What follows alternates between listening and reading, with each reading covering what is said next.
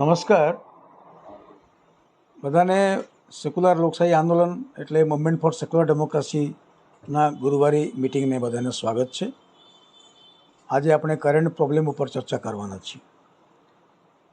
જેમ કહેવું છું કે આપણે એમએસડીના બધા બહારના ગુજરાત કરતાં પણ બહારના લોકો સાંભળતા હોય છે. હું नेचुरली हिंदी में स्विच ओवर करीश. आज का मूवमेंट फॉर सेक्युलर डेमोक्रेसी का चर्चा का विषय है करंट प्रॉब्लम्स. एक्चुअली ये 7 दिन में 8 दिन में इतना करंट इशू हो जाता है कि इसको क्रम करके एज पर इम्पोर्टेंस वो डिस्कशन करना के लिए साथ करेंगे तो 3-4 घंटा लगेगा. लेकिन क्रम कितना है. अभी तो हम लास्ट गुरुवार को तो यूनिफॉर्म सिविल कोड के ऊपर चर्चा किए, हमने सहयोग इकट्ठा किया और उस दिन तो लास्ट डे था और उसी दिन लॉ कमीशन को नेक्स्ट डे हमको लॉ कमीशन को भेजने का था. और वो क्लेम था लॉ कमीशन के कि 46 लाख का उनको माने सजेशन मिल चुका है. तो हम बोले कि 46 लाख का हो चुका है तो 1 करोड़ होने में कितना टाइम लगेगा. तो 1 करोड़ तो हो नहीं पाया, लेकिन उन्होंने उसी दिन नेक्स्ट डे उन्होंने टाइम को एक्सटेंड किया. अगर टाइम को बराबर एक्सटेंड किया होता पहले से ही तो हम और भी ज़्यादा ग्रास रूट लेवल में इसको चर्चा कर सकते थे और भी वैल्यूड डिस्कशंस, बहुत इम्पोर्टेंट, वेरी वैल्यूएबल हम इसको सजेशन दे सकते थे. इसमें एक सरकार और समाज भी इनरिच्ड होता है, इसमें पुष्ट भी होता है. इसमें कोई डिवीजन की पोलराइजेशन की कोई स्कोप होती नहीं है. लेकिन बात तो था पोलराइजेशन का, इलेक्शन को ध्यान में रखते हुए सारी चीज़ की जा रही है. तो इसीलिए अभी भी वो हमने भी इसको जब सुना तो हमने भी इसको एक्सटेंड किया और कुछ सहयोग भी आ रहे हैं. कुछ हमने जो सजेस्ट किया था उसको इसको मानते हुए काफ़ी सही भी आ रहा है. लेकिन एक माध्यम तो एक ही मात्र है, या टेलीफोन करो, व्हाट्सएप करो, फेसबुक में भेजो, इसके माध्यम से जो आ रहा है. लेकिन हम जो अगर हमको पूरा मौका मिलता तो हम 3-4 मीटिंग भी हम कर सकते थे. ये एक बात आपको कहने के लिए मैं कह रहा हूँ. दूसरी बात है कि जो एक बहुत ज़बरदस्त जो अभी परिवर्तन जो हुआ, इलेक्शन का मोड आ गया पूरा टोटल. अभी all road leads to Rome, मतलब अभी all road leads to election. Lok Sabha election जो होगा, कुछ विधानसभा का इलेक्शन होगा, उसी को लेकर अभी पॉलिटिक्स चल रहा है. अभी बेंगलोर में कितना पार्टी, 26 पार्टी ना, 26 पार्टी इकट्ठा हुए और उन्होंने कहे INDIA, मतलब बोलेंगे तो इंडिया, तो इंडिया बनाया. तो ये इंडिया तो नहीं, INDIA तो बनाया. उसको लेकर भी काफ़ी सद में ये हो रहा है, कंट्रोवर्सी हो रहा है. तो उसको लेकर एनडीए भी सामने आ गए. वो 36 पार्टीज, 30 कितना 38, तो 2 माने 12, वो 26 है तो और 12, तो कितना एग्जिस्टेंस में, कितना पार्टियां में है, कितना है नहीं है. इलेक्शन कमीशन में रजिस्टर कर दो तो पार्टी बन जाता है. तो उनकी अभी आ गया आमने सामने, तो ऑलरेडी एजेंडा शुरू हो गई है. तो अभी जो भी होगा, लेकिन ये दरमियान क्या हुआ, ये मणिपुर की तो जो आग लगाई हुई है, तो मणिपुर की आग बुझ नहीं रही है. ये जो आग लगाया था सरकार को तोड़ने से लेकर, इसको उठाओ, इसको बैठाओ, इसको बिठाओ, फिर बैठाओ, ये कांग्रेस बीजेपी का पॉलिटिक्स जो चला, इतनी क्लिनसिंग की बात जो चली, मैतेई और कुकियों के बीच में जो संघर्ष लगाया गया, हिंदू और क्रिश्चियंस के बीच में जो लगाया गया, और आग अभी ख़त्म नहीं हो रहा है. वो सेपरेट में होने का तो जाएगा, क्या होगा ये तो आगे जाके बोलेगा. लेकिन उनमें कितना दूर है हमने यहाँ से, जो पेपर हमको बोलते हैं हम जानते हैं. अभी जो घटना आया कि 2 औरतों को, एक 70 ईयर्स ओल्ड वुमन और एक टीन माने 20, तो 70 बोल रहे हैं लोग, 70 एनीवे वुमन ही है. तो उनको नेकेड करके उनको रास्ते पे घुमाया गया. और घुमाते घुमाते इतना बेशर्म भी है कि ये लोग उनका बॉडी के ऊपर में जो सुना वुना करना, ये प्रकार का जो नारकीय पिशाच जैसे व्यवहार होता है, हम तो जानते हैं 2002 में जो हुआ तो जानते ही हैं. तो ये ऐसे प्रैक्टिस जो हो जाता है, जो हम बोलते हैं ना कि ये में कॉर्बेट में जो मैन ईटिंग टाइगर की जो बात होती है, जब आदमी आरामखोर हो जाता है बाघ, तो उसको आदमी खाने के लिए दौड़ते रहता है. ये राइट और इथनिक क्लिंसिंग और ये कास्ट राइट, ये जब होता है तो आदमी आरामखोर हो जाता है. तो ये दूसरे कम्युनिटीज़ को, कास्ट को, इनको देखते हुए उनके ऊपर आक्रमण करना और बात करना, ये आदमखोर हो जाता है. तो ये आग बुझेगी नहीं. आज अपने अहमदाबाद में किया था, अभी मणिपुर में होगा, और कल उत्तराखंड में, यूपी में होगा. ऐसे ही चलता रहेगा, ये बंद नहीं होगा ये. और ये इसको कोई हम सिविलिटी, संस्कृति, अस्मिता इसके नाम पे चलाते रहते हैं. तो अभी मणिपुर का घटना आया, वेरी शॉकिंग है.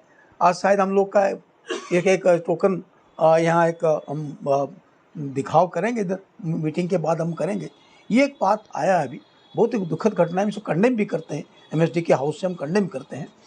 और दूसरी और बात भी है, लेकिन जन साधारण के जीवन में जो बात है कि एक टमाटो को लेकर क्या चल रहा है। टमाटो बड़ा अजीब लगेगा ना, कभी हम टमाटो को लेकर चर्चा कर सकते हैं, कभी प्याज को लेकर चर्चा कर सकते हैं। हुआ है, प्याज को भी भेजा है और प्याज यहाँ अछत हो गया है। तो टमाटर को लेकर जो चला है अभी, और इसको वहाँ यहाँ 100 रुपया, यहाँ 200 रुपया, दिल्ली में 80 रुपया और भी कई 100 रुपया ये चल रहा है। और मैकडोनल्ड ने विड्रॉ कर लिया, आरबीआई ने वार्निंग दिया, अगर ऐसा होगा तो बाद में इकोनॉमी का बड़ा क्राइसिस हो जाएगा। तो ये जो अगर सारा जो इकोनॉमिक जो सिचुएशन जो है, प्रेजेंट गवर्नमेंट का जो पिक्चर जो है, ये हम टमाटो ही कर लो, जोमेटो नहीं जो खाना आपको पैसा देने से मिलेगा, ये टमाटो जो होगा, ये टमाटो से आपको जो इकोनॉमी जो है, इकोनॉमी का रिफ्लेक्शंस आपको दिखेगा। ये जो एग्रीकल्चर का, पीजेंट्स का इतना टेक्नोलॉजिकल एडवांसमेंट हो रहा है, लेकिन आप ये जो टमाटर को जो 25 पैसा में, 50 पैसा में लोग रास्ते में इसको सालों साल इसको फेंक देते हैं। और जब ये उनको रखना चाहिए, और गांव में ये नहीं है, कोल्ड स्टोरेज को कोई व्यवस्था नहीं है, छोटा कोल्ड स्टोरेज, मोटा कोल्ड स्टोरेज, उसको कम पैसे में रखने की जो ये होना चाहिए वो सब नहीं है। तो उसमें क्या हुआ कि किसान का पास जो किसान जो 25 पैसा में, 50 पैसा में फेंक देते थे, या उनको खरीदार करने की सरकार ने कोई व्यवस्था नहीं किया, आज ये हालत हो गया कि 80 रुपया, 100 रुपया, 200 रुपया तक। और टमाटर इसेंशियल पार्ट ऑफ इंग्रेडिएंट खाने का, मैं तो कहता हूँ अब टमाटर ना खाए तो क्या हो जाएगा, लेकिन ये तो मेरी अपनी, लेकिन ये आदत है। अब 200 होगा तो भी 50 आधा किलो लेंगे, 100 रुपया होगा तो आधा किलो लेंगे या 250 ग्राम लेंगे, ये चल रहा है। तो टमाटो की इंडिकेशन ऑफ द इकोनॉमी जो सिचुएशन जो है, और इसको लेकर जो प्रकार का सेंट्रल गवर्नमेंट भी चिंता व्यक्त कर रहा है, और RBI, reserve bank of India, और जो सोल जो टमाटो को जो पूरा जो अक्यूमुलेट करता है मैकडोनल्ड, ये भी बात कर रहा है। और इस तरह से लेकर एक प्रकार पियारोगिरी सरकार की तरफ से हो रहा है कि टमाटो की इकोनॉमी को, how equi distribution of the tomato का हो रहा है, ये भी एक बात आपको दिखने मिलेगा। साथ ही साथ मणिपुर की बात है, और बाद में यूनिफॉर्म सिविल कोड की बात भी है, एनडीए का भी रीऑर्गेनाइजेशन की बात भी है, इलेक्शन भी अभी आ भी रहा है। अभी काफ़ी तो इतना बड़ा भयानक, अभी आप सुने नहीं होंगे कि नेचुरल कैलेमिटीज़ में जो रास्ता बनाए थे, रास्ता टूट रहा है, आने जाने का रास्ता बंद हो गया है, ये आप जानते हैं। तो इतना बड़ा आफत, आप इतना कैलेमिटीज़ का प्रिपरेशन, इतनी बड़ी कॉन्फ्रेंसेस होती हैं। अब अमेरिका जाते हो, फ्रांस जाते हो, और कहीं कहीं कंट्री में जाते हो, रूपी के साथ आप लेबर दबर की बात होती है, लेकिन आपका यहाँ जो क्लाइमेट का जो परिस्थिति जो हो रही है, इसको मिटिगेशन करने के लिए, बरसात होने के बाद में लोगों को बचाने के लिए आपके पास ना लाइफ जो बोट कहते हैं, वो लाइफ बोट भी नहीं है शहर में। तो लोग कैसे आते जाते, जो दिल्ली शहर के अंदर जो जिस तरह से हो रहा है, जहाँ हमारे प्रधानमंत्री प्रेसिडेंट रहते हैं वो सलामत रहते हैं, बाकी लोगों का जो सलामती जो बात है आप जानते हैं। ये another reflection of the present administration, इसको हम बोलेंगे, ये गवर्नेंस बोलेंगे हम इसको।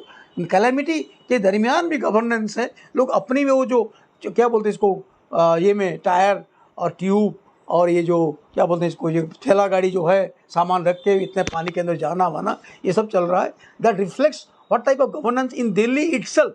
बाकी केजरीवाल का जो, मोदी का जो संघर्ष हो रहा है, लेकिन ये क्या है, तो ये सब बात अभी हमारे सामने भी है। तो मुझे लगता है कि थोड़ा बहुत सब लोग, आप आज का जो डिस्कशंस में सब लोग थोड़ा पार्टिसिपेट करें। और सबसे बड़ी दुख की बात है कि अभी तो गाड़ियाँ भी, कल भी एक घटना हुआ अहमदाबाद में कि एक जगुआर ने, वो जो छोटा सा आजकल हाई स्पीड गाड़ी, जीप और एक गाड़ी का एक्सीडेंट हुआ था, लोग देख रहे थे, उसके ऊपर 130-140 स्पीड में वो बाप बेटे ने बैठे थे, और उसको चढ़ा के 6 आदमी को मार के, कितना 9 आदमी को मार के चले गए एसजी हाईवे में। ये भी अनदर एक प्रकार का इरेस्पॉन्सिबिलिटी।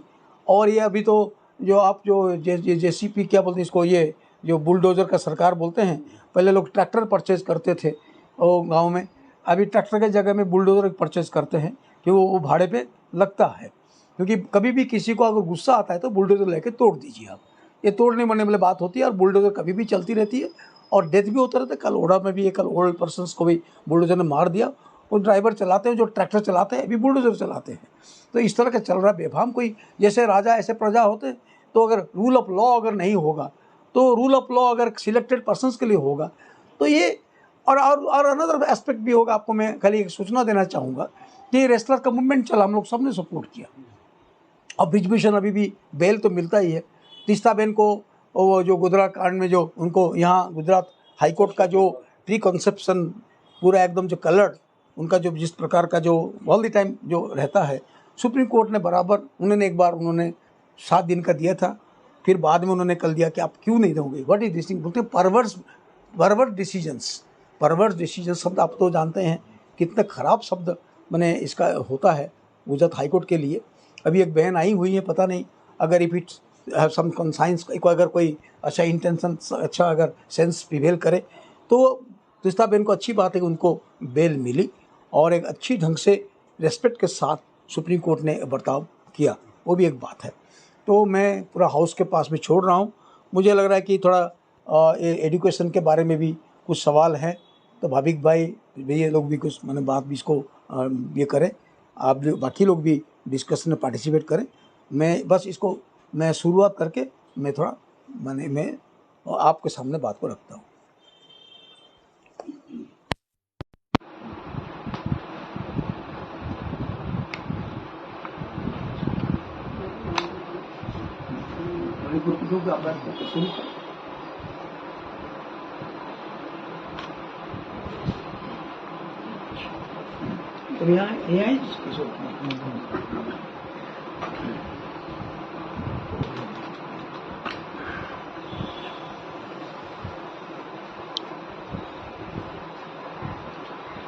अभी एक मतलब एजुकेशन का मुद्दा तो हमेशा जिंदा रहता है।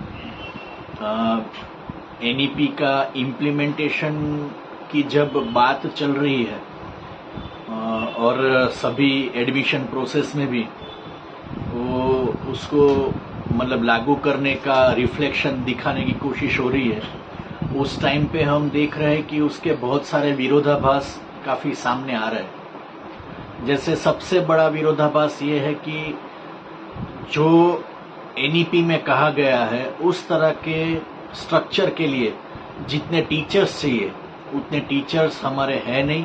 बहुत सालों से जो जगह है टीचर्स की उसको मतलब भरी नहीं गई है और उसकी वजह से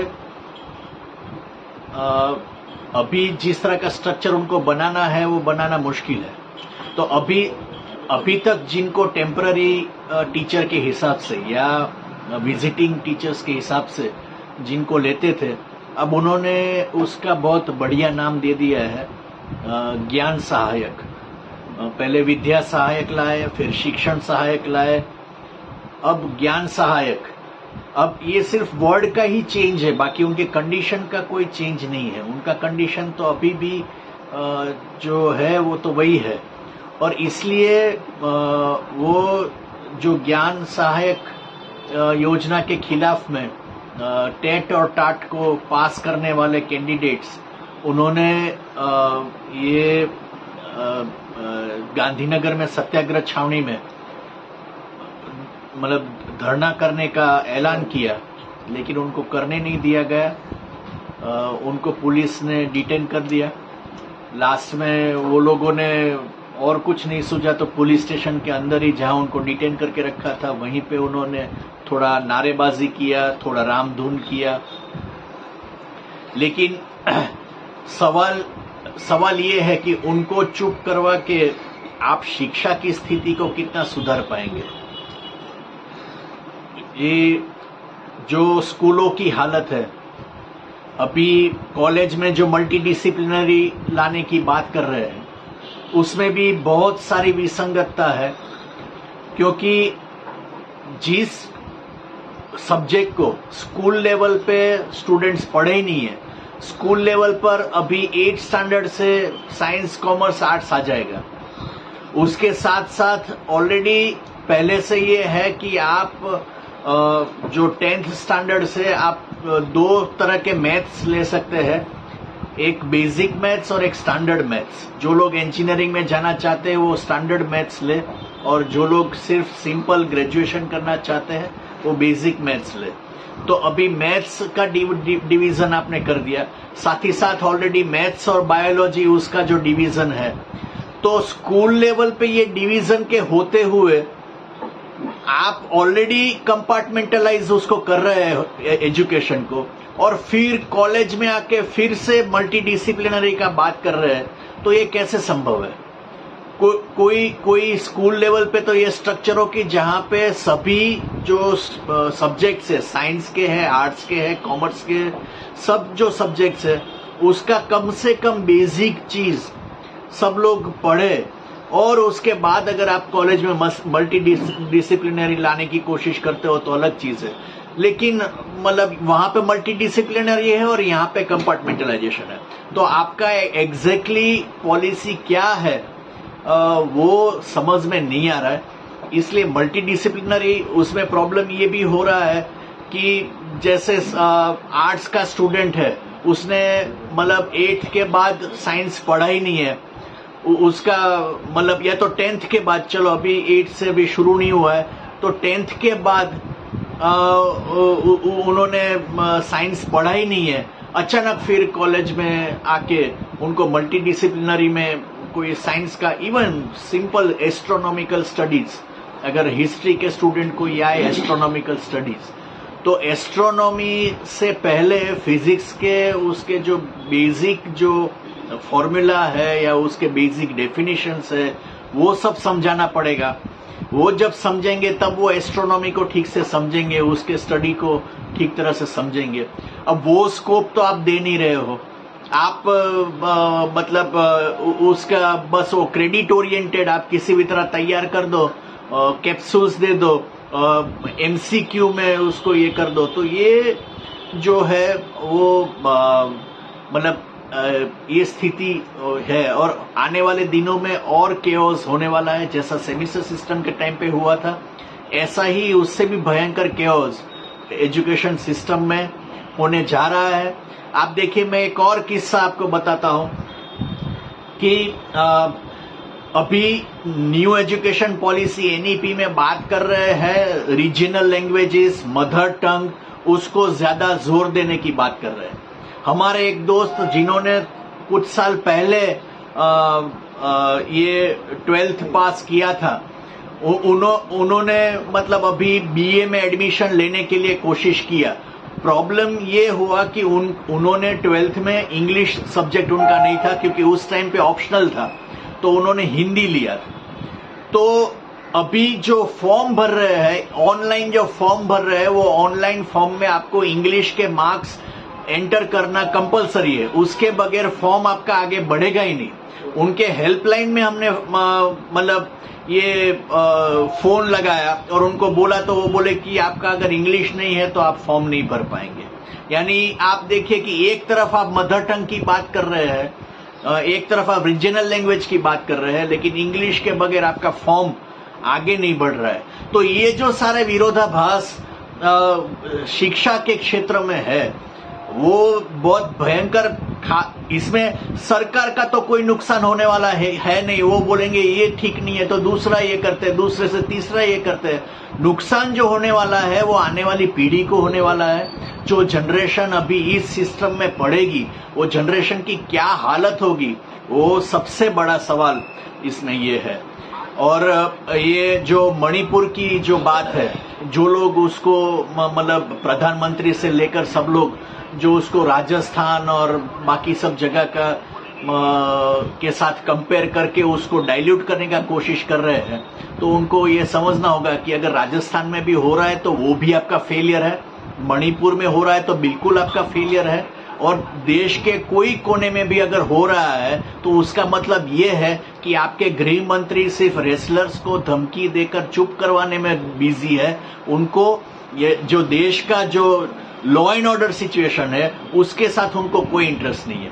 और मैं ये बहुत दुख के साथ बोलना चाहता हूं कि ये जो 2012 में जो मतलब ये निर्भया का जो घटना हुआ, और ये निर्भया के घटना के टाइम पे सब लोग इस तरह से मतलब एक मूवमेंट एक खड़ा हुआ और लोगों का एक आक्रोश खड़ा हुआ, जिसको लेकर ये पॉक्सो और ये सारे नए कायदे आए और क्रिमिनल प्रोसीजर एक्ट में वो अमेंडमेंट किया गया।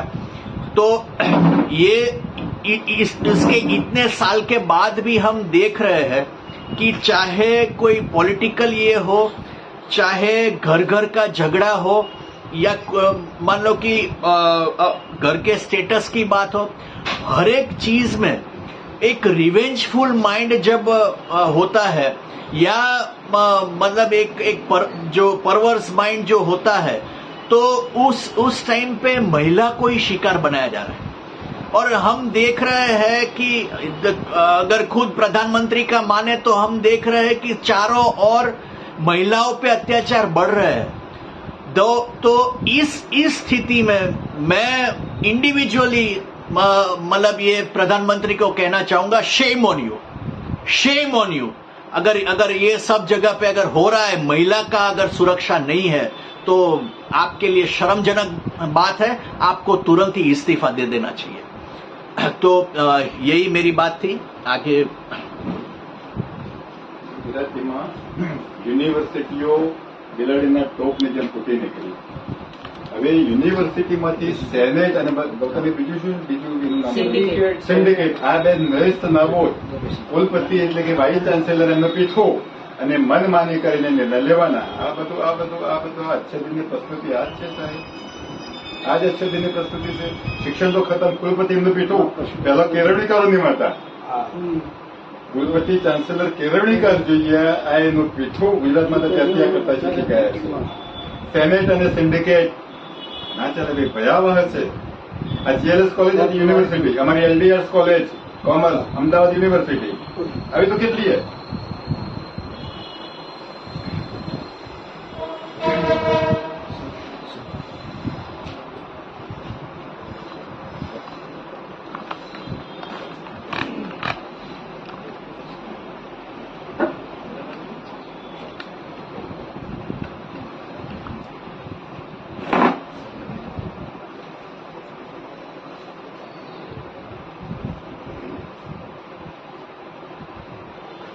यहाँ अभी जो चर्चाएं हुई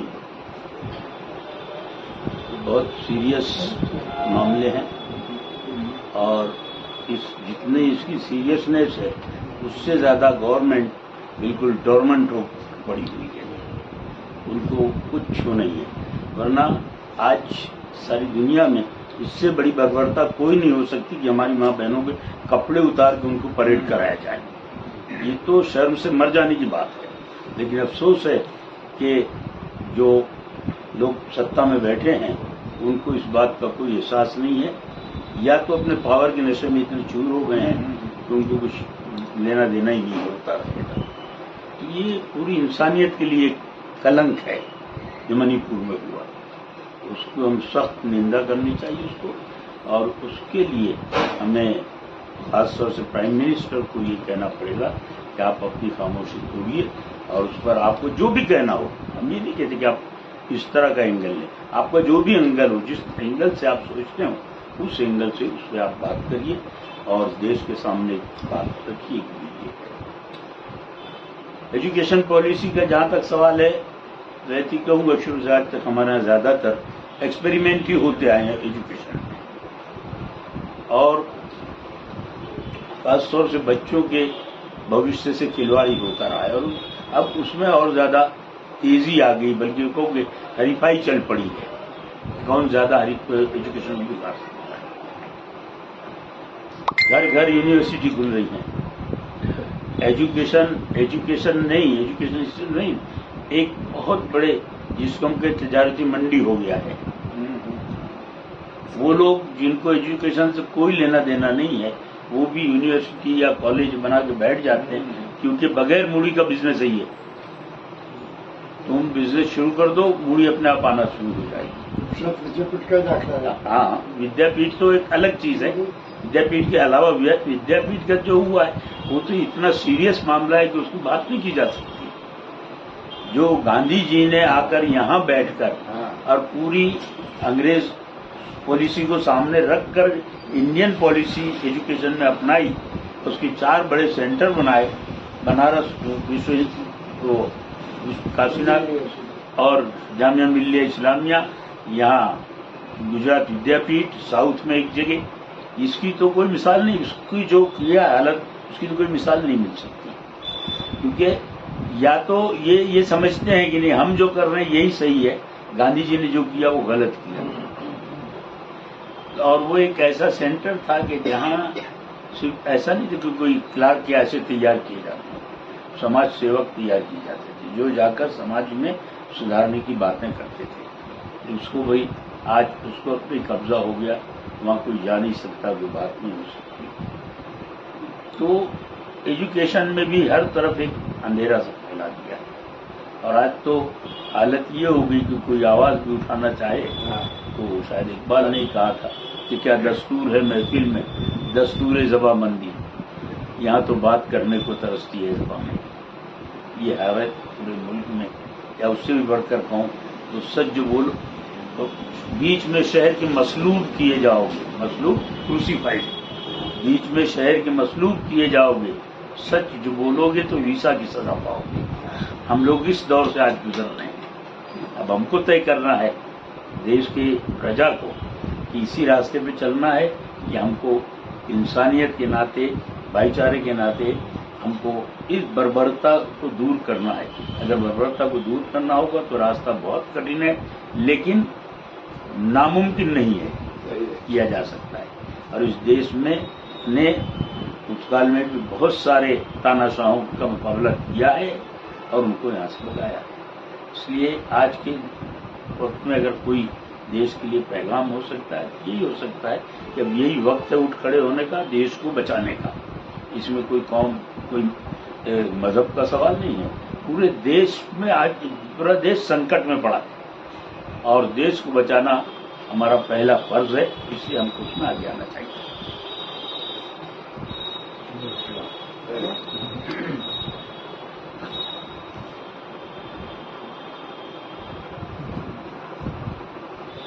આજે સર્વ મિત્રોને મારા પ્રણામ। હવે આઝાદી પછી આપણે ગુજરાતના છોકરાઓ, પહેલા તો સ્ટેટો હતા જ નહીં, પછી પાછળથી બધા ગુજરાત સ્ટેટ થયું, લાલ પાછી રાજના બધા ઘણા પ્રશ્નો મેં 80 વર્ષમાં જોયા છે અને સાંભળ્યા, નજરે જોયા। પહેલા જ્યારે કોંગ્રેસ વખત પછી જ્યારે જેટલા રાજ થયા છે એ રાજ્યની અંદર પ્રધાનો જેટલા મંત્રી તરીકે ગયા છે, કોઈ જગ્યાએ રોડ નહીં બનેલા, કોઈ જગ્યાએ નદીમાં પાણી બી પૂરવું નથી થયેલું। પછી મગન માધ્યમ, કોઈના ગુજરાતી હોય એને અંગ્રેજી નહીં ભણવાનું, એ મગન માધ્યમ કહેવાતું છે। એટલે ગુજરાતનો આજની તારીખમાં છેલ્લા 60-70 વર્ષથી ગુજરાતનો છોકરો બહુ વીક, બહુ નબળો પડે છે। તો આ બાબતની અંદર આપણે સજાગ થવા જેવું છે। મગર માધ્યમના હિસાબે છોકરાઓ આજે બહુ દુઃખી થયા છે। હવે વસ્તુ એવી બની છે કે આ છેલ્લા 28-30 વર્ષથી એવું બન્યું છે કે છોકરાઓને અંગ્રેજી ઇન્ટરનેશનલ લેંગ્વેજ કહેવાય, તો એના સિવાય તો કોઈ જગ્યાએ ગુજરાતનો છોકરો કોઈ કન્ટ્રીમાં જઈ ના શકે। તો એ બાબતની અંદર એ વખતની ગવર્મેન્ટે નક્કી કર્યું કે ભાઈ જ્યારે ઇંગ્લિશ મીડિયમ ભણવું હોય તો ઇંગ્લિશ મીડિયમ, ગુજરાતી હોય તો ગુજરાતી, હિન્દી હોય તો હિન્દી, એ પણ ગુજરાતી અને ઇંગ્લિશ 2 ચાલતા। હું જ્યારે CMમાં ભણતો હતો 56માં, ત્યારે એ વખતે ઝીણા ભાઈ સામે આવે ને તો અમે આમ ઊભા રહીએ અને પહેલાં પ્રણામ કરી અને પછી એમને જવા દઈએ। આજે તો ખભો મારીને જતા રહે, આવું એજ્યુકેશન થઈ ગયું છે।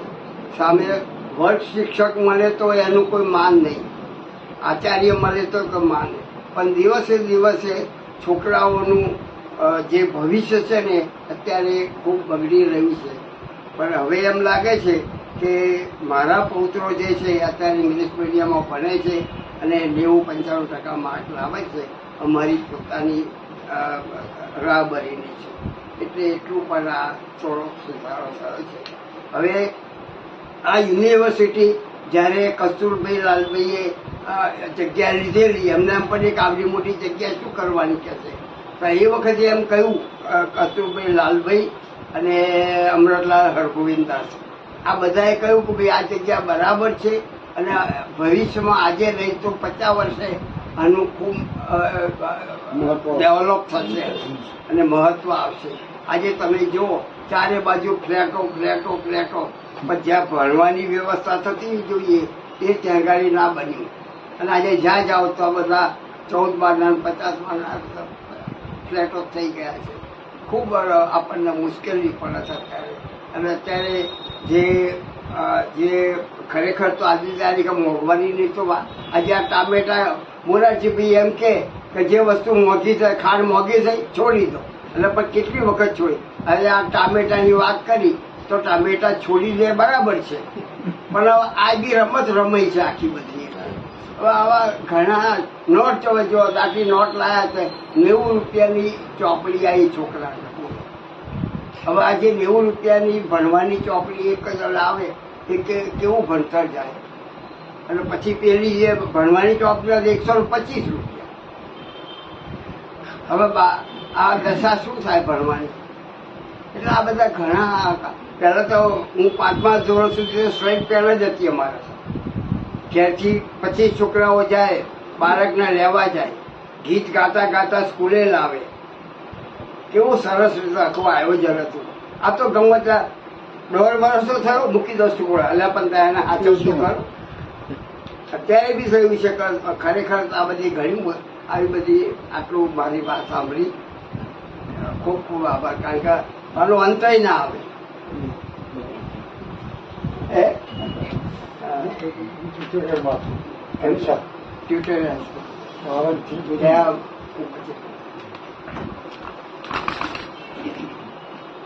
मार्केट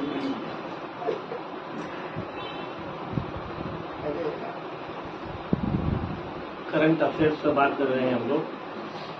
अफेयर्स की बात करें तो सबसे हमने लोकशाही से तानाशाही की तरफ हम चलने लगे तो अफेयर्स ही अफेयर्स है. सर तानाशाही की ओर अगर जा रहे हैं अभी तो चरम पर आ गए, तानाशाही के चरम पर आ गए. तो देखो अफेयर्स के कितने सारे अफेयर्स हैं. बिल्किस बानो का है, जज लोया का है, लास्ट में मणिपुर वाला है, नोटबंदी का है, इरेगुलर जीएसटी का है. सब अफेयर्स ही अफेयर्स है और मैक्सिमम अफेयर्स नेगेटिव है. पॉजिटिव अफेयर्स मतलब भी दिखाई देता है. शायद भक्तों को या बुद्धि मीडिया को दिखाई देता होगा पॉजिटिव अफेयर्स, बाकी जनरली तो नेगेटिव अफेयर्स ही है. शर्म की बात तो ये है जब लास्ट मतलब ये अभी जो मणिपुर का हुआ, बस शर्म के साथ बोलना पड़ता है कि प्राइम मिनिस्टर ने मणिपुर पे मतलब जल रहा है तब भी एक भी शब्द नहीं बोला. कल खाली बोला और वो भी उनकी 8 मिनट और 40 सेकंड की जो स्पीच थी उसमें केवल 33 सेकंड उसमें वो मणिपुर का नाम लिया उसने. और उसमें भी उसने पूरी रात नहीं खेली. उसने उन लोगों ने उन्होंने बताया कि गुजरात और मध्य प्रदेश मतलब राजस्थान और मध्य प्रदेश में मतलब ये जो हो रहा है उस पर भी ध्यान देना चाहिए. उन्होंने डेलिबरेटली गुजरात, मध्य प्रदेश, हरियाणा, उत्तर प्रदेश छोड़ दिया क्योंकि वो भाजपा का शासन है तो वो छोड़ दिया उसने और कांग्रेस का जो शासन है उनका नाम उसने लिया. दूसरी बात यह है कि ये जो मतलब 3 औरतें थी, लेटेस्ट इंफॉर्मेशन के हिसाब से 3 औरत थी. एक 50 साल वाली थी, एक 40 और 20 वाली. 50 साल वाली को तो मतलब उन्होंने छोड़ दिया मोलेस्टेशन करके. 40 साल वाली और सबसे बुरी हालत 20 साल वाली लड़की की किया है.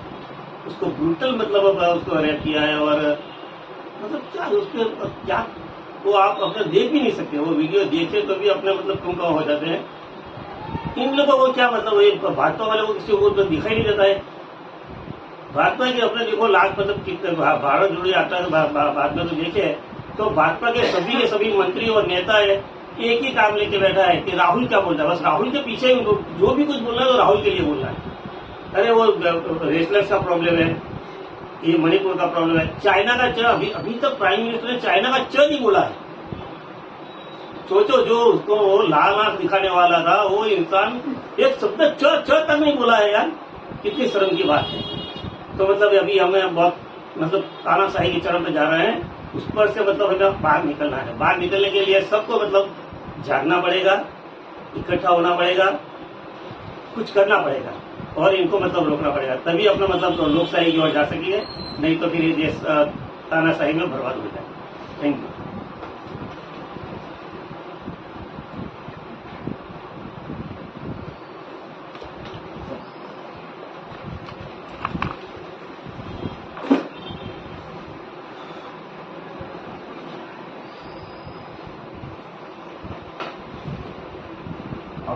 આપણો દેશ ભારત દુનિયામાં જેટલા ધર્મ સંપ્રદાયો છે એનું સુંદર સમન્વય ક્યાં થયું હતું ભારતમાં.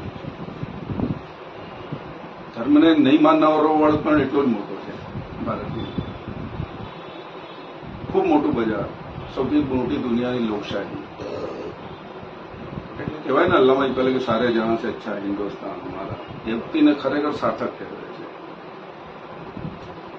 પણ અત્યારની જે વર્તમાન પરિસ્થિતિની વાત કરીએ તો બહુ ગંભીર છે સ્થિતિ. આવનારા દિવસોમાં અતિ ગંભીર થવાની છે. સુપ્રીમ કોર્ટના 4 સિટિંગ જજ જાહેરમાં પ્રેસ કોન્ફરન્સ કરીને કહે કે દેશની સ્થિતિ બહુ જ ખરાબ છે. 75 વૈજ્ઞાનિકો રાષ્ટ્રપતિને પત્ર લખે કે દેશ અણુબોમ્બ ઉપર બેઠું છે, ક્યારેય પણ ફાટી શકે. પીએમને ડિવાઇડર ઓફ ચીફ કહેવાય. આવી બધી પરિસ્થિતિ દેશની છે. એ ખરેખર ભારતના એક નાગરિક તરીકે ખૂબ જ ચિંતા ઉપજાવે એવી વસ્તુ છે. દેશની અંદર જેટલા મોટા મુસ્લિમ સંગઠનો છે એમના જે જવાબદારો છે એ 19 મે ભોપાલમાં મળ્યા. એમાં જમાત ઇસ્લામી છે, જમિયત ઉલમા છે, ઓલ ઇન્ડિયા મિલ્લી કાઉન્સિલ છે, જમિયત અહેલે હદીસ છે, ઇમારત સરિયા છે, બધાના જેટલા પણ જવાબદારો છે, રાષ્ટ્રીય કક્ષાના જે નેતાઓ છે એ બધા મળ્યા. એમણે દેશની વર્તમાન પરિસ્થિતિ ઉપર ખૂબ જ ચિંતા વ્યક્ત કરી. આપણે એક વસ્તુ છે કે સમસ્યા ઉપર, બીમારી ઉપર ચર્ચા બહુ કરીએ, એના ઉકેલ ઉપર આપણે બહુ ઓછું ધ્યાન આપીએ. સામાજિક જે આગેવાનો હોય એ સમસ્યાઓ કરતા એના ઉકેલ ઉપર વધારે ચર્ચા કરે. તો ત્યાં નક્કી કરવામાં આવ્યું કે નફરત અને ધૃણા તો આ લોકો ફેલાવી રહ્યા છે, એનું રીતસરનું વાવેતર કરી રહ્યા છે. એની સામે જે પ્રબુદ્ધ વર્ગ છે એ લોકો બધા સંગઠિત છે, સક્રિય છે. આપણે બધા સંગઠિત પણ નથી, સક્રિય પણ નથી. તો એમણે નિર્ણય કર્યો કે અલગ અલગ 5 મોટા રાજ્યોની અંદર, એના 5 મોટા શહેરોમાં શાંતિ અને ન્યાયનું અભિયાન ચલાવ્યું. એમાં ગૌહાટી છે, રાંચી છે, લખનઉ, જયપુર અને આપણું અમદાવાદ. એની અંદર રાષ્ટ્રીય અને સ્થાનિક કક્ષાના જે આગેવાનો છે પણ આવશે અને સમાજનું માર્ગદર્શન કરશે. અમે 30 જુલાઈ આવતા રવિવારે ટાગોર હોલની અંદર એક મોટો કાર્યક્રમ કરી રહ્યા છીએ.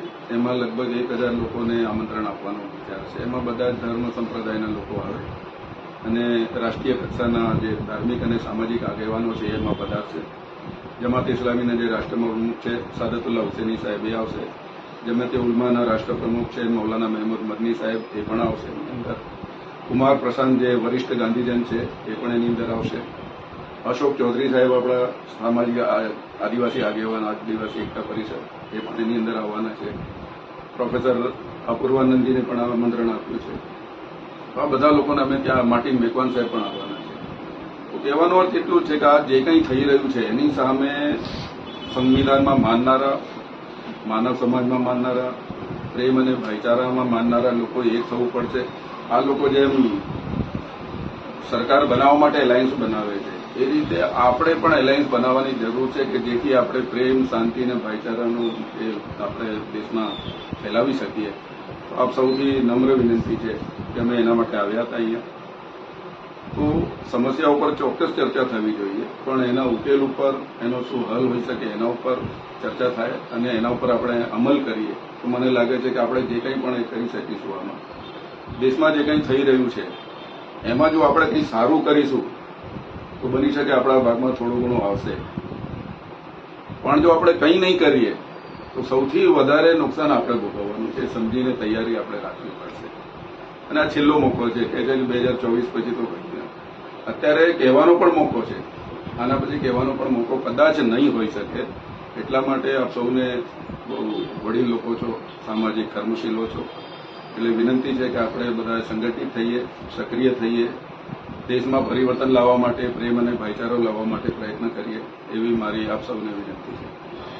સાહેબ આપ બોલે इसलिए कितना वागे सांझे के सवारे હું પ્રોગ્રામ આપું 9:30 વાગે કઈ કાઢે સવારે सवारे ने હા સવારે राम पुनियानी टागोर और એટલે આપણે યુનિટી राम સમાજ पुनियानी पंडित अंदर લીજે સર. એ નથી આવવાના કારણ કે વક્તા બહુ થઈ જાય ને આપણે ટાઈમ નથી. એક જ શિફ્ટ ખાલી જગ્યા 9 થી 1. हम काफी लंबे समय से डिस्कस कर रहे हैं करंट अफेयर्स को लेके और अभी हम मणिपुर को लेके हमारी राय भी रखेंगे कि we condemn, we protest and we demand कि प्राइम मिनिस्टर उसके बारे में कुछ बोले, सिर्फ बोले नहीं, कुछ एक्शन भी ले. और बहुत चिंता की बात है कि जब मणिपुर हाई कोर्ट ने जो वर्डिक्ट दिया, उस जो देने वाले जज साहब होंगे उनके खिलाफ सुप्रीम कोर्ट को भी कुछ एक्शन लेने चाहिए थे, जो उनका पर्व्यू ही नहीं है, जो उनका पावर नहीं है, अथॉरिटी नहीं है. ऐसे विषय पे उन्होंने वर्डिक्ट भी दिया और उसके कारण आज जो माहौल बना है वहाँ वो बहुत भयंकर है.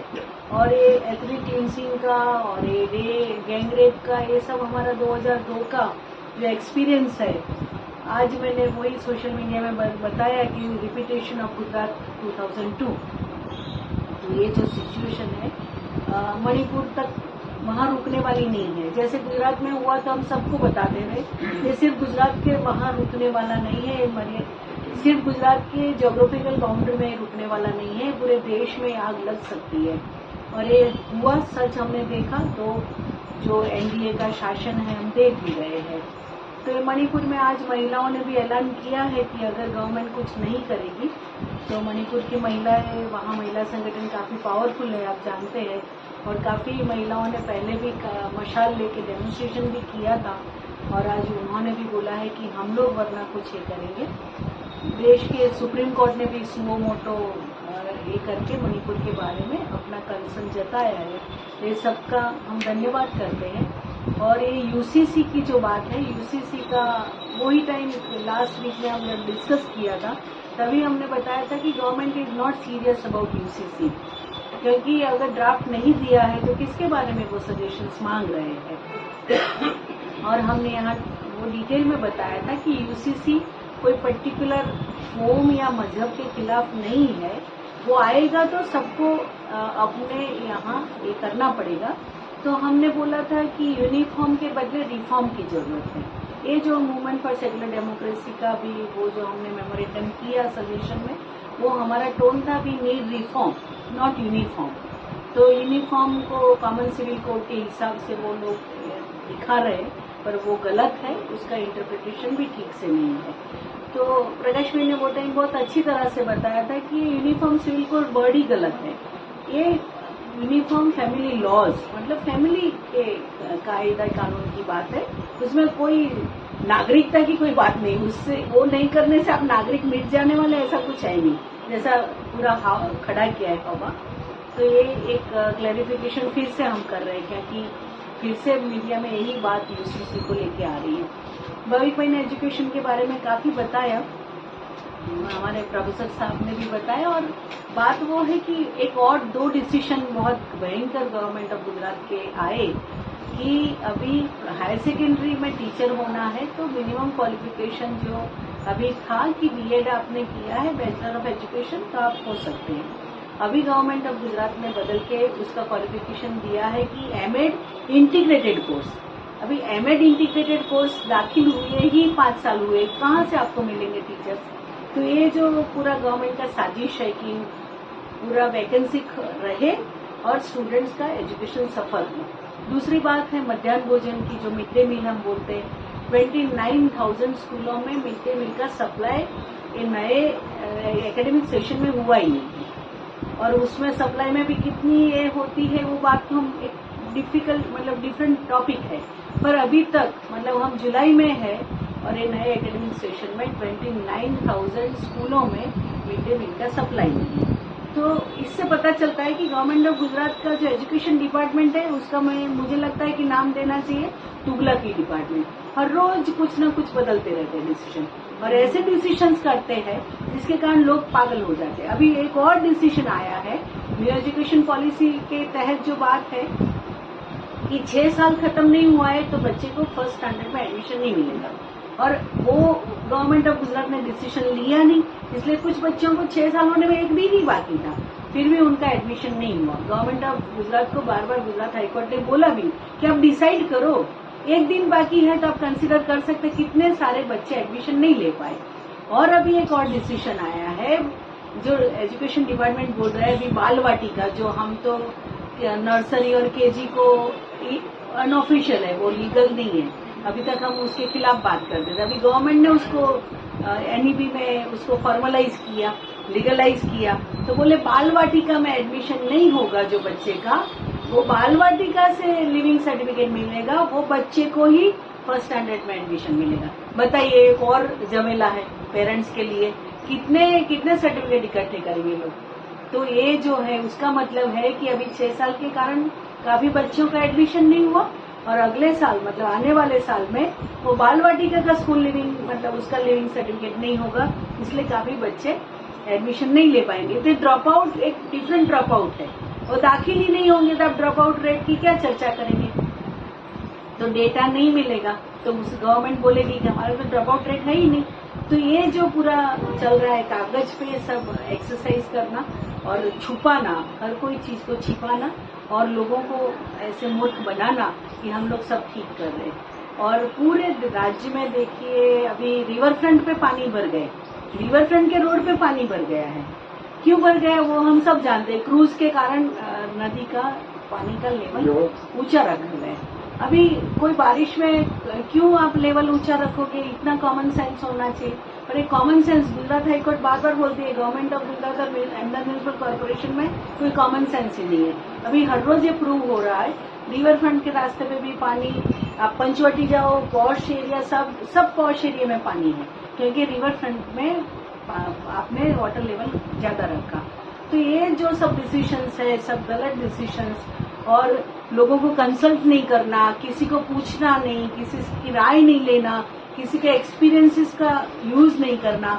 हमारे मीठाकली अंडरपास भी उसका ही एग्जाम्पल है कि वहाँ मीठाकली अंडरब्रिज भी बंद हो गया, या अंडरपास में पानी है तो लोग आ ही नहीं सकते गांव में वापस, तो कहाँ जाएंगे भाई। एक गांव तो इतने सालों से है, लोग गांव में वापस घर में आएंगे कि नहीं।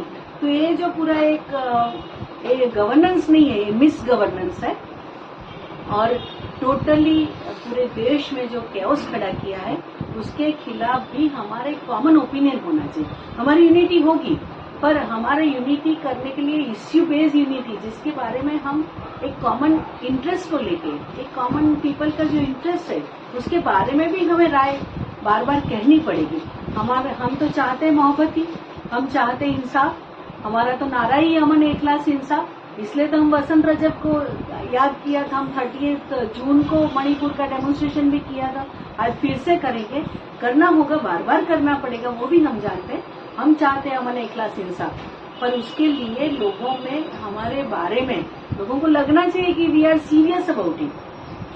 हमारे एफर्ट जो है सिटीजन्स का मतलब हम सब नागरिक लोग जो काम करेंगे उसका वो पूरा ये इश्यू बेस्ड यूनिटी होगा, तो जरूर हमारा जो पैगाम है अमन इखलास इंसाफ का वो जरूर एक होगा। मुझे तो लगता है कि बहुत अंधेरा कब तक रह सकता है, ज्यादा से ज्यादा कब तक रह सकता है। तो प्रोफेसर साहब ने बताया इमरजेंसी भी हमने देखी है, उसको भी जाना पड़ेगा। वो बहुत ही पॉपुलर और पावरफुल लीडर थे, महिला, कोई कमी नहीं थी। मतलब क्या नारा नहीं सुना है हमने नहीं सुना है नारा, India is Indira, India is Indira, वो सब नारे हम सुन चुके हैं, कोई नई बात नहीं है। तो भारत के लोग ये सब के खिलाफ मतलब डेमोक्रेसी के लिए जरूर आवाज उठाएंगे, और यही हमारी मूवमेंट फॉर सेकुलर डेमोक्रेसी का हमारा एफर्ट्स है। आप सब उसमें जुड़िए और हमें जरूर सफलता मिलेगी। मैं बात बात को खत्म करना चाहूंगी क्योंकि हम 6:30 को डेमोन्स्ट्रेशन करेंगे, इसलिए यहाँ मैं रुक रही हूँ। अगले गुरुवार और कोई विषय के साथ हम बात करेंगे। सबका धन्यवाद।